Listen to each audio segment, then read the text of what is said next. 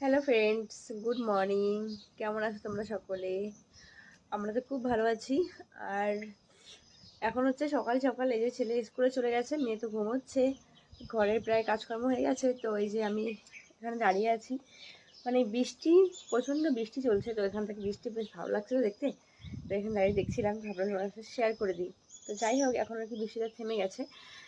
যবে থেকে মানে গিয়েছি বাড়িতে, তখন থেকেই বৃষ্টি শুরু হয়ে গেছিলো বাড়িতে, ওয়েস্ট বেঙ্গলে। তো এখানে আবার একটু বৃষ্টি নেই, তখন হচ্ছিল না। আর এখানে আসবার পর থেকে না ক্রমশ ননস্টপ বৃষ্টি মানে হয়েই যাচ্ছে, যার কারণে সর্দি কাশি হয়ে গেছে আমাদের ফ্যামিলিতে প্রত্যেকেরই। কারণ হচ্ছে এখানে বৃষ্টি হয়ে গেলে ওয়েদারটা এত ঠান্ডা হয়ে যায়। আমাদের ওখানে যেরকম বৃষ্টি হয়ে গেলে মানে প্রচণ্ড গরম হয়ে যায় মাটিটা, আর চারিদিকে বেশি গরম বেরোয় না বৃষ্টি হলে। কিন্তু এখানে সেরকম নয়, বৃষ্টি হয়ে গেলে রুমের ভেতর একদম কুল হয়ে যায়, পুরো এসির মতো। তো যার কারণে প্রচণ্ড সর্দি কাশি, রাতেরবেলা ব্ল্যাঙ্কেট গাড়িতে ঘুমোতে হচ্ছে প্রত্যেকেরই আর কি, এখানে যারা থাকেন। আর মেয়ের শরীর খারাপ ছিল বাড়িতে, তো এখন ঠিক আছে, মেয়ে ডক্টর দেখিয়ে এনেছিলাম তো।